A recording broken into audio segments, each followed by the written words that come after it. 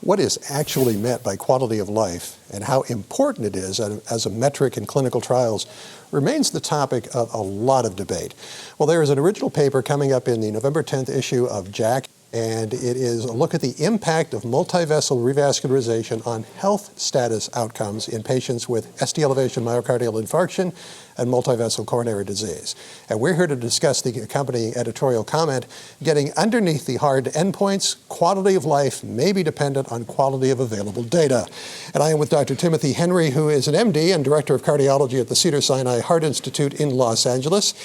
The paper you've commented on offers kind of a different slant on the whole potential value of a complete revascularization strategy. So let's start by describing kind of what they found. Yeah, so I think there's two really key points. First is this concept of multivessel disease in patients who present with ST elevation MI. Very common clinical problem. So 40 to 60% of patients with a heart attack have multivessel disease. And then you have two situations. You have, if you come in with multivessel disease, you can have with cardiogenic shock. Currently, that's a class 1 indication. You should do it. Right. Then you have not cardiogenic shock, currently a class 3 indication. Don't do it. Stable. Hemodynamically stable. But what you find out when you really look at this, even though this is a very common clinical problem, the actual amount of randomized data supporting either one is pretty limited, either the class 1 indication or the class 3 indication. And there's a couple recent new trials, most recently the Coll trial, and that actually showed us, rather than being a class 3 indication, perhaps it's actually better. And so I think, current guidelines will be changing soon, and I think there will be an adaptation to that, or at least that we'll know that it's not a class 3. When it is, it's still a lot we need to learn. So this trial, on the background of that common clinical problem, most of it has focused on hard endpoints like mortality. Whereas this focuses on another really important issue, I think, in cardiology, and that's quality of life. It's an important issue because of this. We've done a remarkable job in the past 2 decades of decreasing mortality. So hard endpoints, we've done, so if you take ST elevation myocardial infarction now, all comers, the 1-year cardiovascular mortality is under 5%. Very challenging to change that when you're doing so good. So this is a really interesting paper, and I think focuses our attention on quality of life, which is a very important issue because we as scientists, a lot of times you'll hear in things, hard endpoints. Hard endpoints are you died, or you didn't die, or you had a myocardial infarction, or you had a subsequent revascularization. Okay, there's issues with poor quality of life it's a soft endpoint. It's a soft endpoint.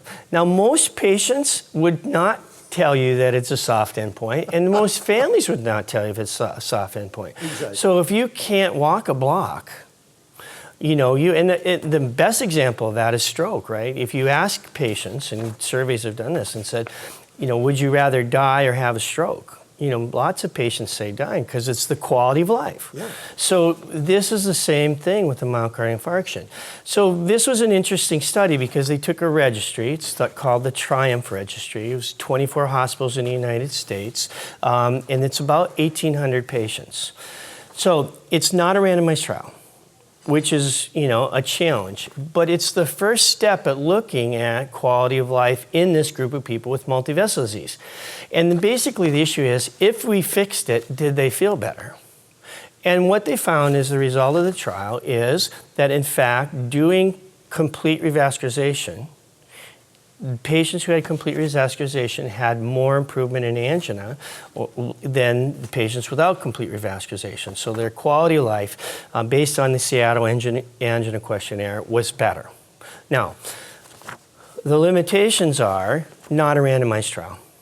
And the decision to do complete revascularization, turns out about 40% of the patients had multivessel disease, and about 1/3 of the patients ended up with complete revascularization. The decisions of why they did or didn't do it are not clear, and it won't be clear. Another important issue is when you do revascularization, do you do it in the same setting, like when you come in and you're getting your PCI? Do you do it in the same hospitalization? or do you do it staged within like a few weeks of discharge? It turns out about a third of the patients got it same setting, about 2/3 or so got it staged in the hospital, and then there's about less than 10% got it as an outpatient. So this group of people that got revascularization, for some reason, we don't know, definitely had improved quality of life compared to the people that didn't get revascularization. So does this categorically prove that we should do it? No, but I think it is an important issue. It adds to this information on people with multivessel disease. Do they feel better? And the fact is they did feel better. And I think this is the group from Kansas City that were the lead authors. This is what they've done. I think they've had us focus on quality of life, which is a really important issue. I think most patients would say having angina, being able to walk farther, is a very important thing in their life. And especially now that we've done such a great job at hard endpoints, I think it's the time has come for us to really build this in to all kinds of trials. Just like we build in, cost analysis, we should build quality of life into our clinical trials. And how do we do that? And how do you define quality of life? So that's another really important issue. And I think in the trial, because in this case, they did Seattle Angina Questionnaire. So, and that's in general, tool that we use for people who have chronic symptoms. So when you come in with an acute myocardial infarction, you're obviously sick. Some of those patients didn't even have angina the week before. When did you do what's your baseline? And then what's your follow-up? So obviously you have symptoms throughout that whole year. It's not just what happened the day of your heart attack and what happened a year later. So that's the challenge. And that's why I think people call it soft endpoints. Because how do we measure chest pain? Well, one of the ways is Canadian class angina. Well, this is the doctor or nurse or provider's assessment of the patient's chest pain. And obviously is subject to some bias potentially. So you have to be careful to know, was it a blinded trial or not? A second way is the patient's perception, and there are a number of questionnaires, Seattle Angina Questionnaire is not. So the patient themselves, their perception of their quality of life. A third way is actually count the number of episodes of chest pain that you have per week and do a survey of that, or count the amount of nitroglycerin. So, but I think this is an issue. We need better techniques and better ways to actually measure quality of life and understand. And that can vary depending on what disease process you're dealing with. And that's where we get to the title of your piece, Quality of Life May Be Dependent on Quality of Available Data. Right. And so I think what you're dealing with here is a study, another weaknesses study. It's almost a decade old. So, a lot of our therapies for, what I've told you, the changing natural history of myocardial infarction has changed in the last year. And the medications that we use, both the acute treatments and the adjunctive medications have changed over the last year. So, over the last 10 years. So those are issues. And so, but I think the importance of this is that they actually are dealing with the best that we have.